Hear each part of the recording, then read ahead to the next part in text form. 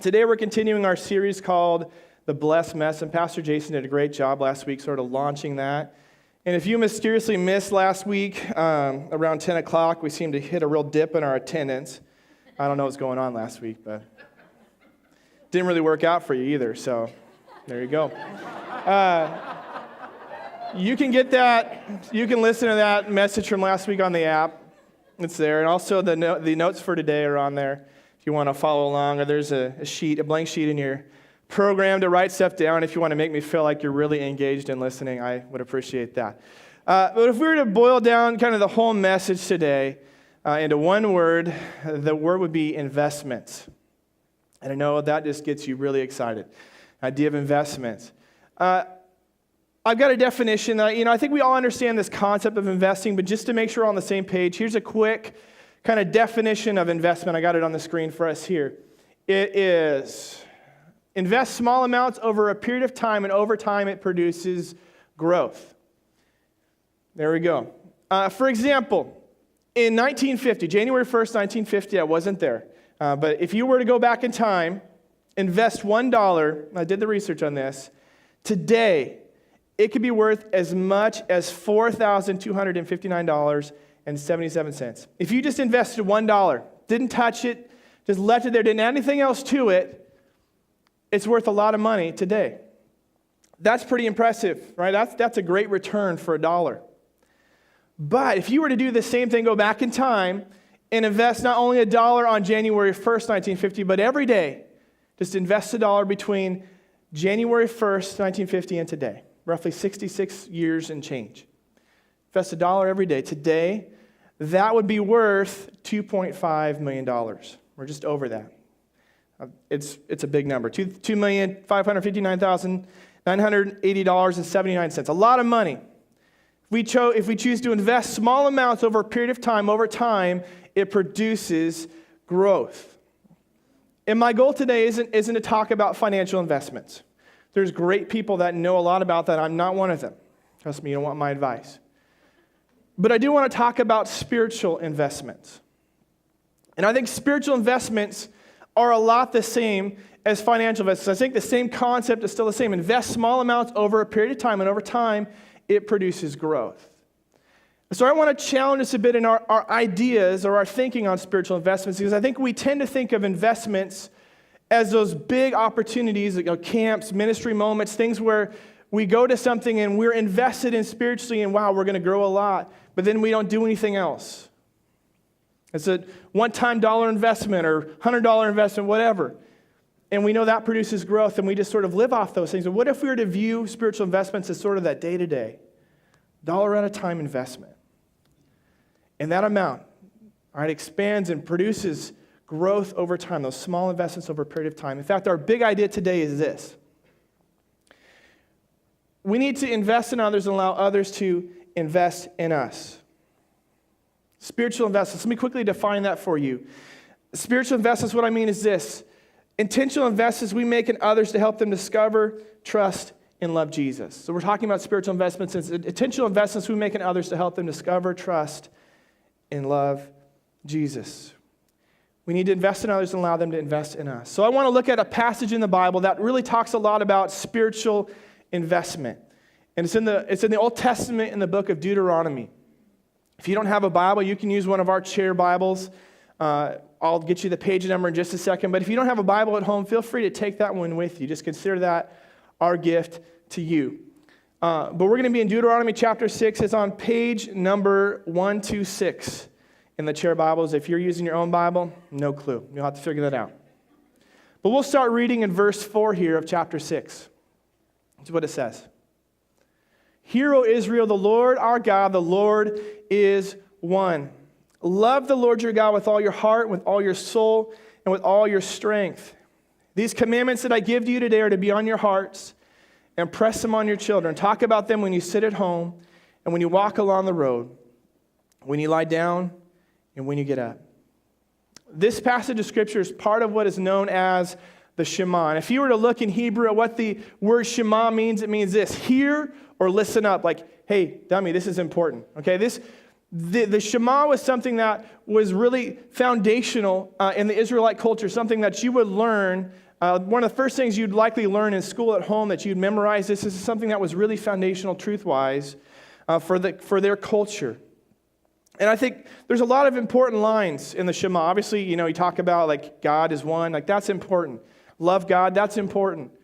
But I think one of the most important lines that's often overlooked is actually the first phrase of the Shema, which is, "Hear, O Israel." You think, why in the world is that important? I think it's really important because when we read this, it's easy just to assume this is a family-oriented thing. Impress these on your children. Oh, this is for families. But notice what Moses didn't say. He didn't say hero parents. He didn't say hero pastors or even hero leaders. He said hero Israel. As in, this is for families and for everybody else. And Moses was speaking to the Israelites who he led out of Egypt, and he was speaking to them, all of them, about the importance of passing on their faith to others. He was talking to every parent and everyone else. Israel had a communal culture. They had a communal culture. The home or the family would not just be parents and kids. There'd be siblings, there'd be other adults, there'd be workers, there'd be other family members and their kids, there'd be grandparents. There's this idea of it was a community within the home. There's a sense of it was a broader family. And I think for us, if we were to sort of translate that today, our homes look a little different. Right? We don't have necessarily generations upon generations living in the same home together. I think we could say instead of hero Israel, it could be hero family of God. Hero family of God. And this is something Pastor Jason talked about last week, this idea of when we put our faith and trust in Jesus, we are adopted into this greater family of God. So we can almost today impart, and this is something for us, hero family of God, that we are to impress these things on others. This is important truth for us. We need to invest in others. I think it's interesting in verse 7, this idea of impress these things. When I see words like that, I think, why is that there? Because there's a lot of words Moses could have said, right? He could have said teach, train, tell, share, download, whatever. But he used the word impress. And that idea of impress is the idea of almost like a stamp that leaves a unique mark on something else. As I looked at sort of that phrase and the word usage there, I came across another word that can be translated from this phrase that I thought was really interesting because I'd never heard it before. And so maybe you have, we'll see. But if you love doing words with friends or Scrabble, this might be one to hold on to because it's a big one. It's a couple C's. I think, are those worth more in Scrabble? I don't know, or U's, or there's no Q's or Z's, but it's a good word. It's the word inculcate. And the silence, yeah, you were excited until you heard that word. That sounds it sounds angry, right? Inculcate. Here's what it means, just because I had to look it up. Here's the definition of inculcate. To cause something to be learned by someone through repeating it again and again. To cause something to be learned by someone through repeating it again and again. And I think this is, again, pointing back to this idea of investment. This idea of these small things that are invested over a period of time, over time produces growth. Repeating it again and again. Other passages in the Bible where this phrase and this idea of inculcate shows up, often it's in reference to sharpening a sword or whetting a sword with an H. That was in there. And that's an interesting concept. And I never sharpened a sword. I know I look like a guy who would do something like that, but let the beard fool you. I've never sharpened a sword. I have sharpened kitchen knives with a machine. So again, I have no concept for this, but I got a video on it.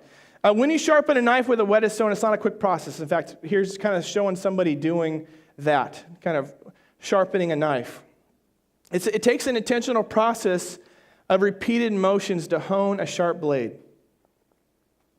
It's something you can't rush. If you push too hard, you're going to ruin the blade, but it's consistent, repeated motion. It's not exciting. It's kind of the same thing over and over again, but it's those repeated motions. It's this idea of something learned over time, over repetition, learning through time and again of doing the same things. And over time, as these repeated motions take place, it produces a sharp blade. It's setting that edge. It's creating what will become an effective blade. Again, that sounds a lot like this idea of investment, right? Sharpening a knife, this idea of the small repeated motions over time that produces something powerful, something effective. So what does this look like practically, this idea of spiritual investments? What does this look like for us? How do we put this into practice? Well, let's look again at this definition of inculcate. It starts with this, to cause something. Anytime you see to cause, means that something else is causing something. So there's an intentionality. To cause something means there's an intentional process. There's thought into causing something to happen. It doesn't happen on accident. We need to be intentional. It implies having a plan for how we're going to pass on these truths to those coming behind us, those outside of us, others beyond us. Just as we approach, hopefully, our financial investments with a sense of like, this is where I'm going, this is the plan I have in place of what I want to accomplish, we should have the same idea, the same approach to spiritual investments. It should be something that's intentional. It can't happen on accident. It's something that we have to cause. We have to put into effect. Again, in Deuteronomy 6:7, we see when it talks about impressing these things, it talks about some different ways that we can impress these things on others. Talk about them when you sit at home, just within your own home, when you're just among family. Look for opportunities to be intentional. When you walk along the road, throughout your daily life, as you go from place to place, as you're out and about, look for opportunities to invest in others.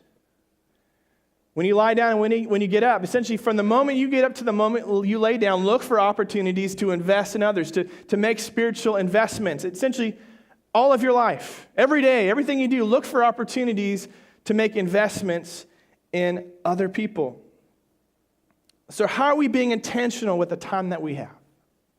Or are we being intentional with the time that we have? I know as a parent, I'm not as good at this as I want to be. And we've tried this fall to start to do some things to be intentional with our kids. And my kids are 4 and 2, so you can imagine there's some real depth in the investments that we're making in our kids.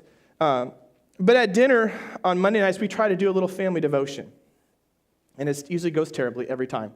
Kids cry, whatever, stuff gets thrown. You know how those things go with little kids. But we are trying to be intentional about making opportunities, making moments where we can invest in our children. Be intentional.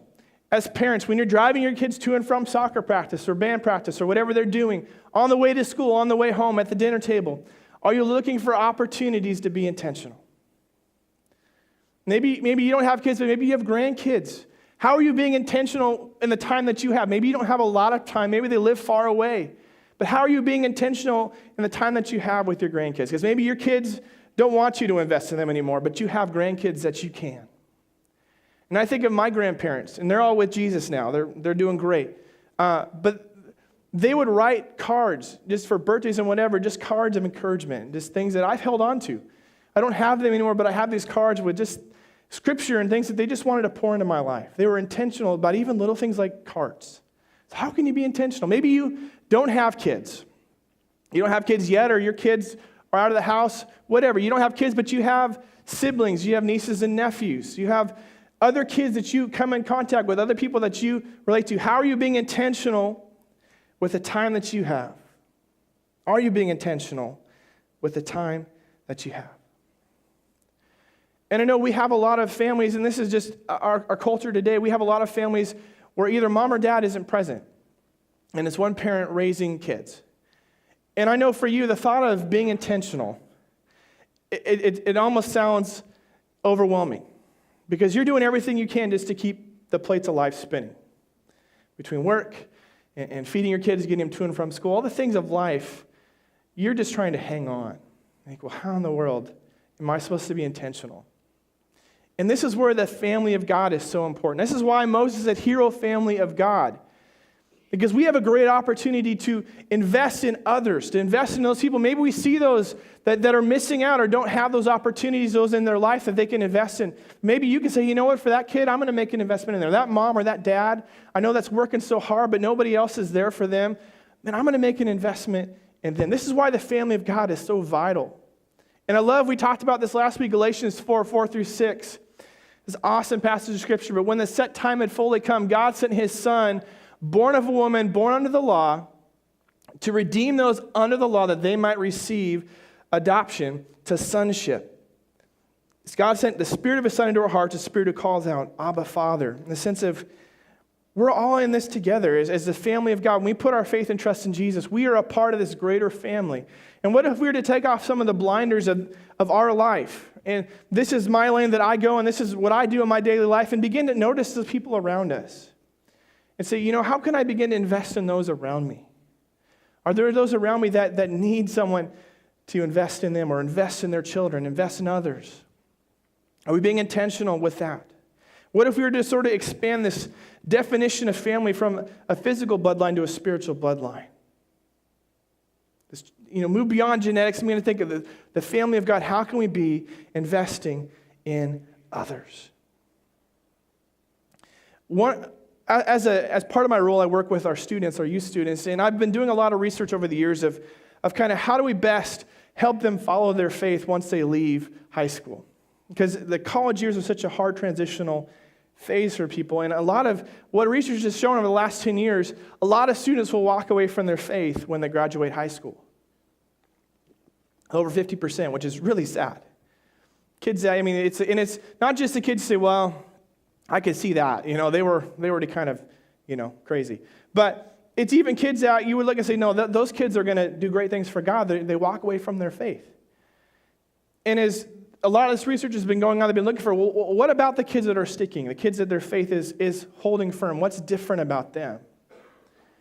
And what they found was it really had nothing to do with the youth ministry, had nothing to do necessarily with the home situation as much as it had to do with this, intergenerational relationships.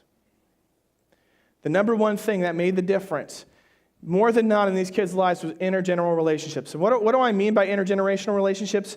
Young people who had relationships with all age groups in the church were more likely to stick. Where it wasn't just mom or dad or youth pastor, youth leader, but when there were people of all ages that were investing in students, they were more likely to stick with their faith. And they even I don't know how accurate, they boiled it down to even a number. They said the magic number is 5 to 1. 5 influential adults in the life of a student or child, they are more likely to stick with their faith. And so I think the challenge for us is, are we willing to be a 5 to 1 church? When we look at our kids, we look at our students, our young adults, and say, you know what? I know I'm not your parent. I know, you have pastors, you have parents, those are important, but what if we were to say, you know what? I'm going to invest in you. You're a part of the family of God. I see value. I have things I want to pass on. I want to invest in your life. Imagine the difference it would make if we just chose to say, I'm going to invest. We'll be a 5 to 1 church. We'll look for opportunities to invest in the lives of others, especially the younger people who are in such a crucial place in life. What if we chose to intentionally inculcate, this idea of learning through repeating again and again what it looks like to love Jesus and love others, to help them discover, trust, and love Jesus? And kind of going back to this idea of the $1 a day investment, what if we were to spread the load? Instead of the major $1 investments in camps and ministry opportunities, but what if we just said, hey, you know what? Instead of it just being mom or dad or pastor or youth leader or children's worker, what if we all just said, hey, I'll make investments and spread this load of every day making those investments, coming alongside others and helping them grow in their faith, passing on what God has given to us. And again, those small investments over time produce growth. So where can I start? Maybe, I hope you're asking that question. I can't read your mind. But where can I start? How can I do this? And maybe for you, you're like, I don't have kids, or I work, I'm busy. Where can I start? What does this look like in my life? Well, if there's an area you really feel passionate, like if this is really hitting home, and you say, man, I just really have a heart for children or for youth, maybe you need to serve in those areas. And if that's something you can write on your Discover card, Creekside Kids, Creekside Youth, we would love to get you connected. But I understand there's a wider range of people that does not appeal to you at all, which is fine. But where can you start? What does that look like for you? And I want to, Azaria, would you come up here? Can I pick on you for a second, bud? I didn't tell him I'm doing this. This is Azaria. He's awesome. Come here, bud. Let me show you. This is a great way to start. Come here. Hi, my name is Mark. What's your name? Azaria, what do you love to do? What's like your favorite thing right now? Legos? Probably. Legos. Okay. How can I be praying for you? You don't have to tell me, but there, that's all. You're good, dude. Give him a hand. All right.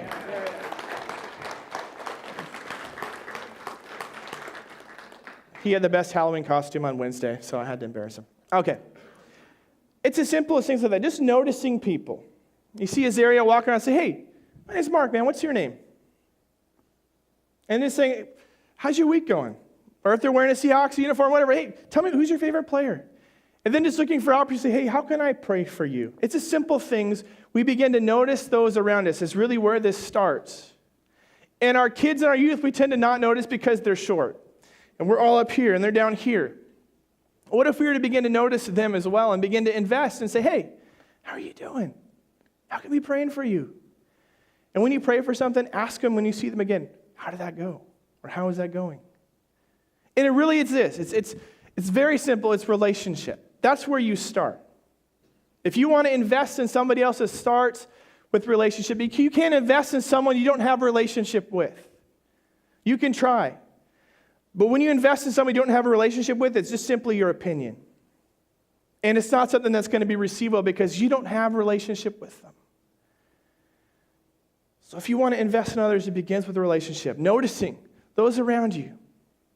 And not just kids and youth, but anybody and everybody. Just say, hey, how are you doing? Maybe instead of when you leave today, just, the game is on tomorrow, so you don't have to rush home, all right? The parking lot will be fine. You'll make it. What if you just grab a cup of coffee and just hang out for a minute, just notice who's around you? Say, hey, how you doing? How's your week going? How can I pray for you? There's little things like that where we make investments, where we build a relationship, and that opens the door to deeper levels of investing in other people. We need to invest in others, then also allow others to invest in us, right? That's the big idea today, is we need to invest in others and allow others to invest in us. We need to be invested in. And this 5-to-1 ratio of 5 influential people in the life of a child or student really would be awesome for all of us, right? I mean, if I'm working on this, trying to get 5 influential people in my life. Imagine how your faith would grow. If you had 5 people that were investing in you. I don't care what your age is. You're alive. Jesus isn't done with you yet, okay? People that would invest, that would pour into you, that would walk alongside you in whatever you're going through, would encourage your faith, be praying with you, be praying for you. That would be huge. I want to read another passage out of the New Testament, this time out of Titus chapter 2. Look at verses 2 through 8. If you have the chair Bible, it's page 835. And just to give you a little context, the book of Titus, it was a letter written by Paul. The Apostle Paul wrote most of the New Testament to one of his investees, people he was investing in, Titus, who he had sent to sort of take on this church that was forming on the island of Crete. And this was a letter he sent just to encourage him, to help him navigate what it means to lead, to be a pastor. And he talks about spiritual investments in chapter 2, starting in verse 2. We have it on the screen as well. Here's what it says.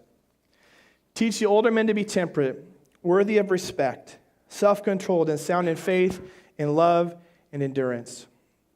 Likewise, teach the older women to be reverent in the way they live, not to be slanderers or addicted to much wine, but to teach what is good. Then they can urge the younger women to love their husbands and children, to be self-controlled and pure, busy at home, to be kind, and be subject to their husbands, so that no one will malign the word of God. Similarly, encourage the young men to be self-controlled, and everything set up an example by doing what is good.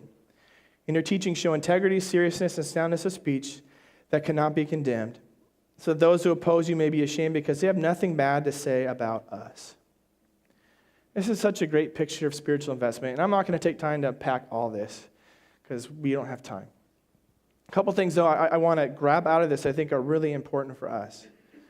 In this passage, we see Titus investing in the people in his church, but he also had a Paul who was investing in him. He wasn't just giving, but he was also having someone that was investing in his life. Also, we see the older generations in the church that are kind of being challenged here to invest in the younger also had Titus who was investing in them. They had both. It was a both and. It wasn't either or. People investing in them and them investing in other people. And the problem is we can be investing and serving in others, but who is investing in us? We can give, we can give, we can give. We got to make sure that we have people that are investing in us. And I know for those of you that are parents, most of your days is spent trying to keep your kids alive. I get it. I'm there. It's going from this to that, from school to soccer practice to homework to that meeting to whatever to bed. I mean, you just kind of go, and you're just trying to hang on, make sure everything gets done. But when are you taking time to be invested in, to be refueled in your faith? And maybe you don't have kids, but you serve in places of influence or leadership, maybe at work, maybe here. And a lot of your time you spend, you're investing in other people. You're kind of just putting out fires and just kind of solving people's problems. But when are you taking time to be refilled, refueled, invested in?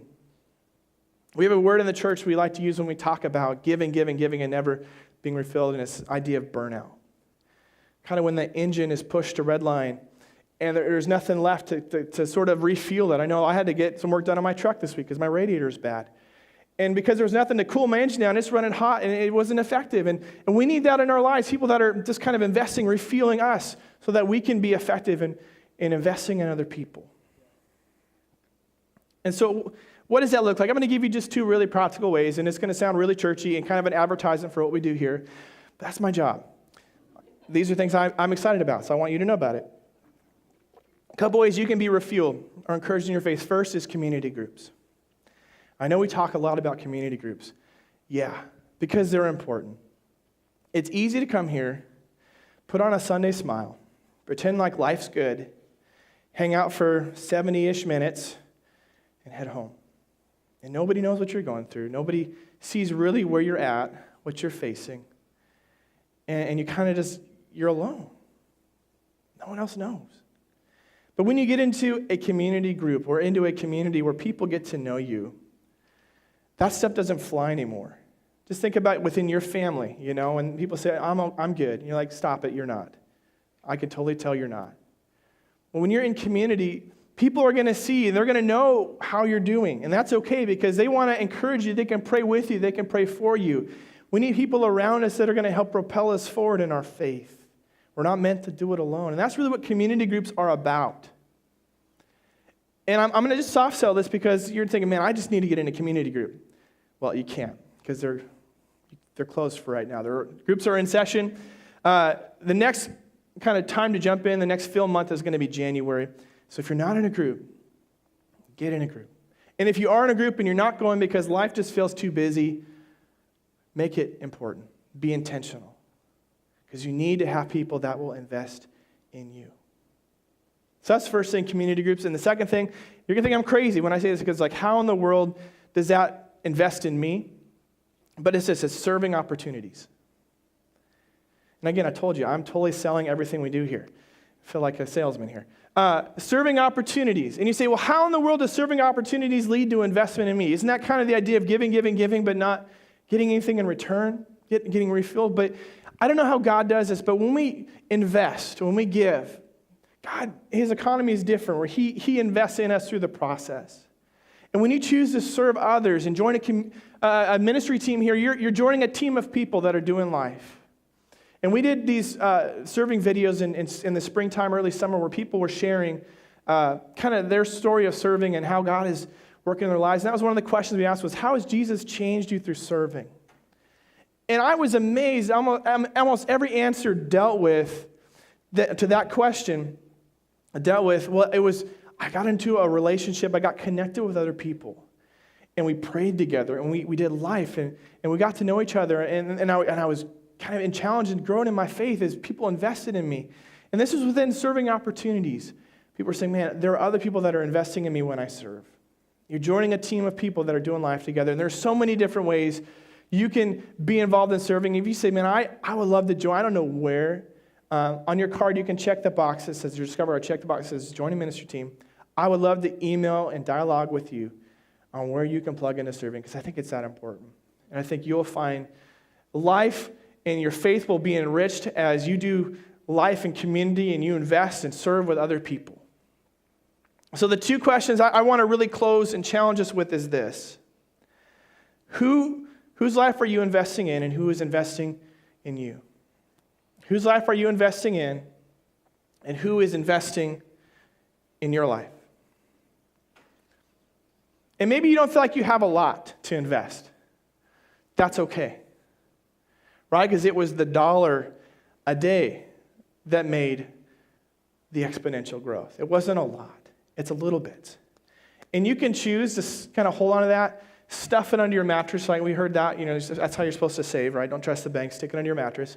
You could do that. That $1 a day today is worth about $24,000. That's a nice, savings account, whatever. But it doesn't hold a candle to 2.5 million. You can take what God has done in your life, the rich history and the experiences, the things that God has spoken to you, you can hold on to it. And it's great for you. But if you choose to invest it in other people, it produces exponential growth. Small amounts over a period of time produces exponential growth. Let's take out our Discover cards. Look at a couple ways that we can respond today.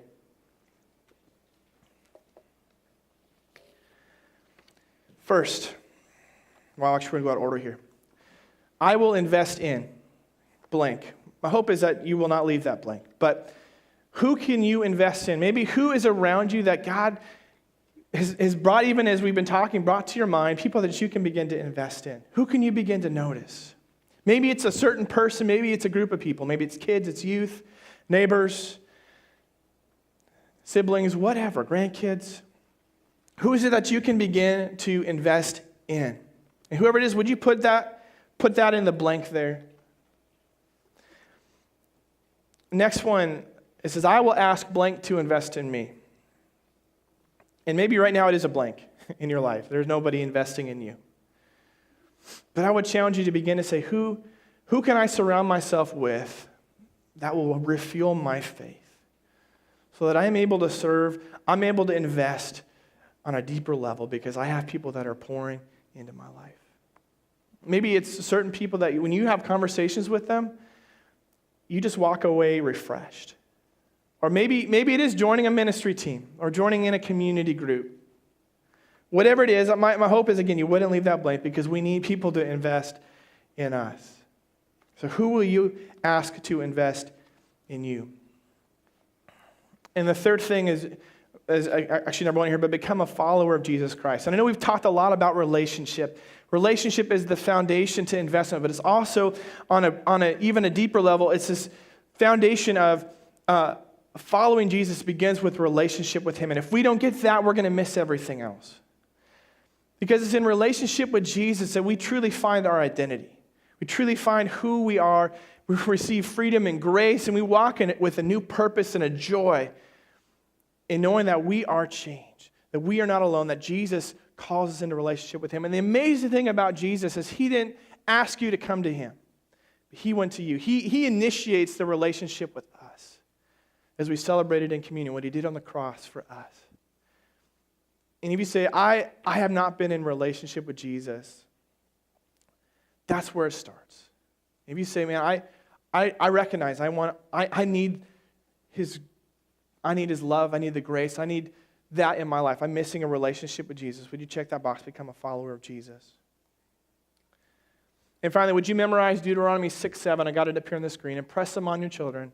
Talk about them when you sit at home and when you walk along the road, when you lie down, and when you get up. If you're willing to memorize that with us this week, would you just check the box that says memorize? Let's pray. Jesus, we thank you so much for today. We thank you for the investment, Jesus, you made in us on the cross when you laid down your life for us so that we would know hope in you, so that we could step into this relationship, this life-giving, intimate relationship with you. And God, I pray, would you challenge us, the things that you've done in our lives, will we not hold on to them?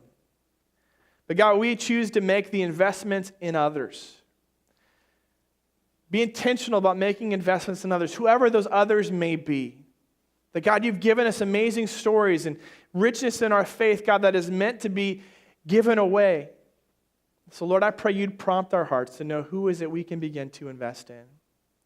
Also, Lord, would you help us to begin to take off the blinders of trying to do this on our own and begin to say, God, I need others to invest in me, and place ourselves in situations, God, where we would allow others to invest in us, whether that's joining a ministry team, joining a community group, Maybe just seeking out people that we just look up to, people that bring life to us when we are around them.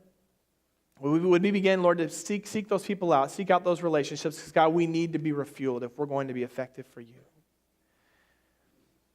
So God, we ask for your grace, for your favor, God, for your power this week to begin to make those investments as a family of God, to begin to say, I will take these things, Lord, and I will impress them on. I will pass these things along. We love you, we worship you in Jesus' name. Amen.